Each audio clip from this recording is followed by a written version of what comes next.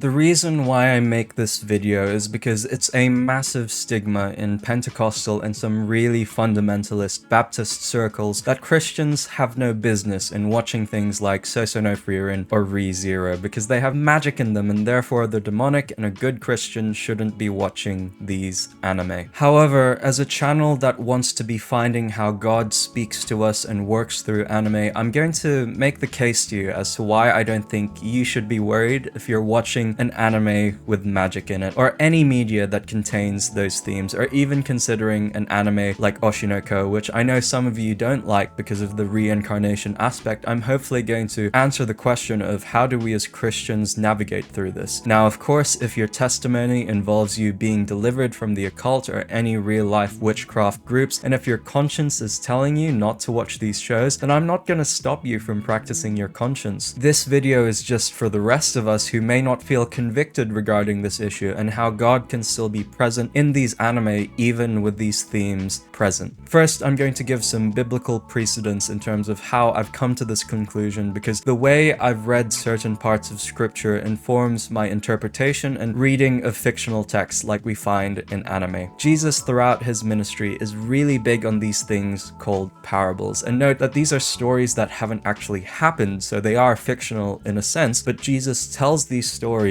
in order to make a point about the truth of something. For example, in Matthew chapter 25, we see the parable of the 10 virgins. Now, is Jesus saying that when he returns, that the second coming is literally going to involve 10 virgins with lamps waiting for Jesus to come, and that 5 of them will be ready with oil and the other 5 are not ready with oil and will have to go away to buy some more oil, and that will unfortunately cause them to miss the bridegroom returning and they'll literally be shut out from a wedding banquet. Now, I say this because of course the second coming is going to come in a similar way in which there will be some who are eagerly awaiting for Jesus's return, while there are some who are not, and that's the truth that the parable is trying to guess at. Jesus isn't saying that there will literally be 10 virgins waiting for him when he returns a second time. Later on in the chapter, there's the sheep and the goats. Now again, is Jesus saying that at the final judgment that we'll all literally be transformed into sheep and goats? No, of course not. He's just using that imagery to make a point about how we should show compassion to our fellow image bearers in Christ, that when we ignore those who are suffering, it was as if we were ignoring Christ himself. Now, I'm going to use the Genesis story to be super controversial here, but if you weren't aware, I am an old earth creationist and I also affirm evolution. And the way that I read Genesis is that it isn't a set of events that literally happened, but it's a narrative that's been super simplified in order to come to the truth that God has created the world, not necessarily that he created the world in 7 days. When I read this text, I don't think it's saying that the sun and moon literally only came into existence on the 4th day, because that would be odd according to our understanding of plants and how God designed plants to engage in photosynthesis, which requires the sun, yet the Genesis account says that plants were made on the 3rd day, despite there being no sun until the 4th. So I hope you can see my point here, where we have a story in Genesis, but the truth that it's trying to get at is that God is the creator of the universe. We see in different places in the Bible that there are these stories which are told not so that we can then take it and say that this is what literally happened and that these are certain events which are definitely real, but these stories are here to communicate a particular truth about God. Now, in consideration of those Bible stories that may or may not be literal, we should have that same grace and open-mindedness that we have when we read the Bible and apply that mindset to when it comes to stories which are understood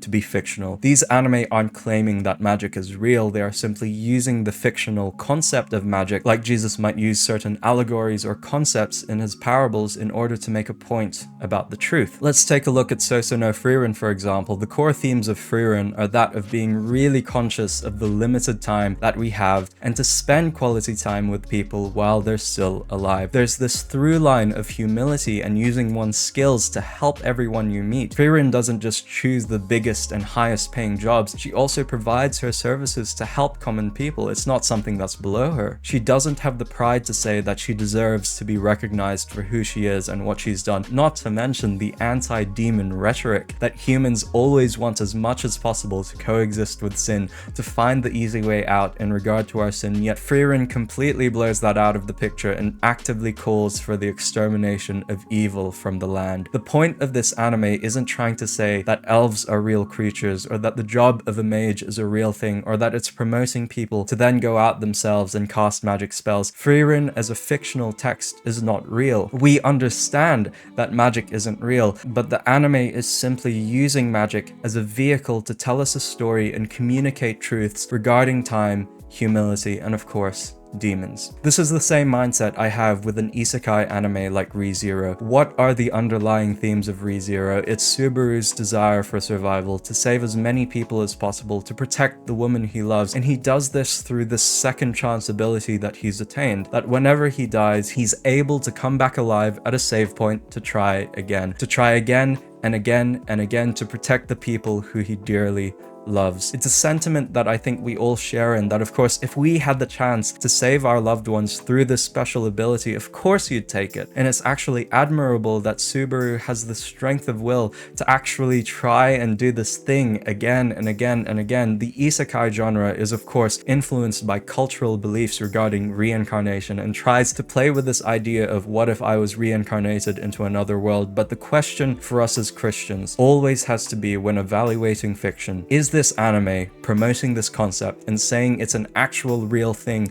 that you should adopt into your worldview, or is this anime trying to say something else about human experiences and that it's only using this fictional concept as a vehicle in order to communicate that? The same thing applies to Oshinoko. As I have repeatedly asked about the previous two anime, is Oshinoko trying to make a truth statement about the legitimacy and existence of reincarnation? The answer is no. You're missing the point of Oshinoko, which actually provides a good discussion about the dangers and struggles of young people who are involved in the entertainment industry. It provides a story that shows the consequences of wanting vengeance. It shows a young man who is caught up in his past, who has let unforgiveness ruin his life. That's the subject matter that Oshinoko is concerned with, not with the promotion of reincarnation, but using that narrative device as a vehicle to tell us the truth about this industry and of revenge. Just a quick side note that watching Oshinoko for the first time might lead you to the conclusion that it was trying to say that children only had souls at the point of birth, which means that Oshinoko has this more pro-abortion worldview influencing it, but trust me that this isn't the case. According to a lore dump by the Crow Girl, according to the rules of this world, Ai Hoshino's babies did not possess souls, and only received a soul as a result of supernatural intervention by most likely the Crow Girl. This implies that the Hoshino twins are an exception to the rule, and at the very least, this world would affirm a child having a soul even before they exit the womb. Not to mention that I see Oshinoko as actually being very pro-life, because Ai has this career as an idol, and in Japanese idol culture it's very frowned upon for a performer to have had a sexual relationship and to have had a child. So for Ai to risk her career and still respect the rights of her children to life makes Oshinoko actually a very pro-life anime